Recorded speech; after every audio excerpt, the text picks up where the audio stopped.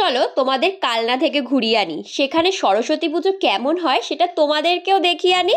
তো সেই মতোই আমরা কালনা স্টেশনে নেমে সোজা হাঁটতে হাঁটতে চলে এসেছি বৈদ্যপুর মোড়ের কাছে। আর সেখানে এসেই কিন্তু আমরা এই প্যান্ডেলটা দেখা পেয়ে গেলাম। ভীষণ সুন্দর করেছিল প্যান্ডেলটা, তবে দুর্ভাগ্যবশত আমি ক্লাবের নামটা দেখতে পারিনি।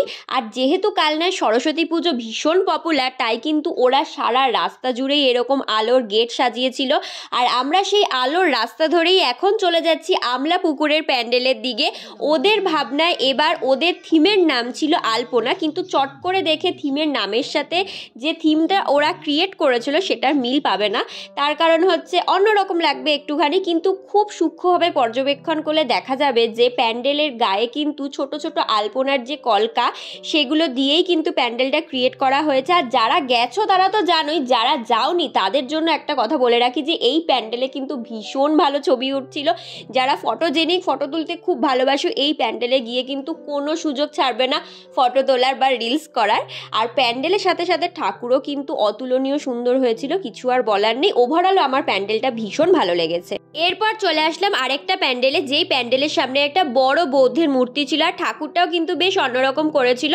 তো প্যান্ডেলটা আমার মোটামুটি ভালোই লেগেছে। তারপর যে প্যান্ডেলের কাছে এসেছি সেই প্যান্ডেলে ঢোকার মুখে এরকম একটা বড় গেট ছিল, এই গেট দিয়ে আমরা ঢুকে গেলাম। কিন্তু প্যান্ডেলের থিম সম্বন্ধে ওরা কিছু বলছিল না বা আমি কিছু বুঝতে পারিনি, কিন্তু প্যান্ডেলের ডেকোরেশনটা দেখে মনে হলো যে খানিকটা বিয়েবাড়ির মতো লাগছিল।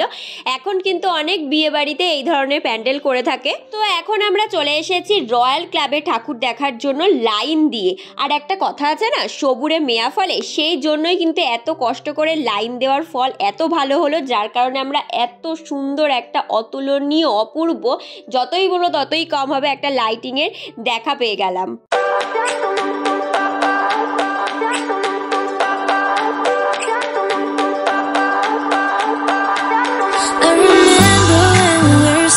শুধু লাইটিং না, লাইটিং এর সাথে সাথে কিন্তু প্যান্ডেলটাও খুব সুন্দর করেছিল। আমার তো প্যান্ডেলটা দেখে মনে হলো যে কোনো এক রাজবাড়ির ঘরানায় প্যান্ডেলটা করা হয়েছে, কারণ প্যান্ডেলের সামনে সৈন্যবাহিনী তীর ধনুক নিয়ে দাঁড়িয়েছিল। তারপর কিন্তু যত ভিতরে প্রবেশ করলাম তত আরও স্পষ্ট হলো, যেমন আগেকার রাজবাড়িতে দেওয়ালের গায়ে সুন্দর সুন্দর রঙিন চিত্র করা থাকতো, এখানেও কিন্তু খানিকটা সেরকমই আছে।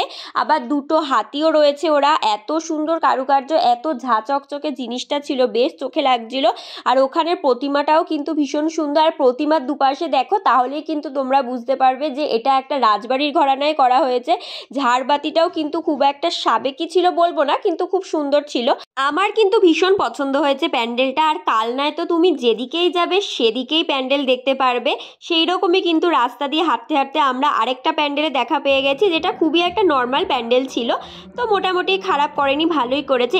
এইবার চলো তোমাদের নিয়ে যাই মোস্ট পপুলার, আমি যতগুলো ঠাকুর দেখেছি তার মধ্যে এইটা একদম সুপার ডুপার হিট বলতে পারো। চলে এসেছি ত্রিধারা ক্লাবে। আর তোমরা এই প্যান্ডেলটা দেখে গেস করতে পারবে যে 2023 সালে কলকাতার একডালিয়া ক্লাবে এই প্যান্ডেলটাই করেছিল। সম্ভবত এটা কোনো রাজস্থানের টেম্পেল হবে। আর প্যান্ডেলটা বাইরে থেকে যতটা ভালো লাগছিল, ভিতরটাতে কিন্তু আরও মারাত্মক লেভেলের ভালো ছিল।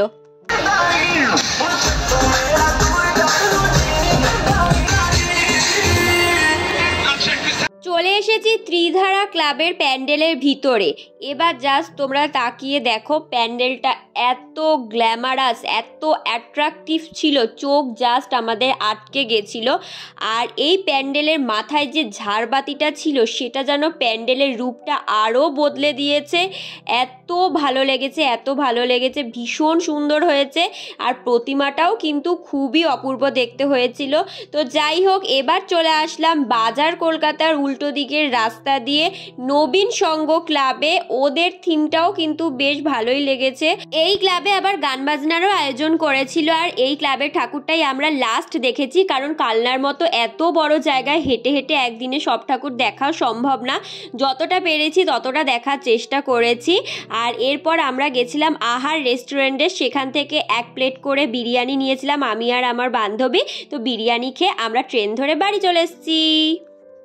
তো আমি সরস্বতী পুজো দেখে বাড়িও চলে এসেছি, এখনও দেখতেই পাচ্ছ চেঞ্জ করিনি। তার আগে ভাবলাম যে ব্লগটা এন্ড করে দিই, আর বিশেষ কিছু দেখানোর নেই।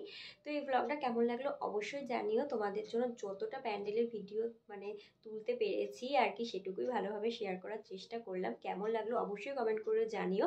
আর এরকম আরও সুন্দর সুন্দর ব্লগ পেতে আমার চ্যানেলটা কিন্তু অবশ্যই সাবস্ক্রাইব করে রেখো। আর আজকের ভিডিওটা ভালো লাগলে please do like share and subscribe my channel. আর হ্যাঁ, ব্লগটা কেমন লাগলো অবশ্যই কিন্তু কমেন্ট করে জানিও। তো আজকের মতো সবাইকে গুড নাইট, টাটা।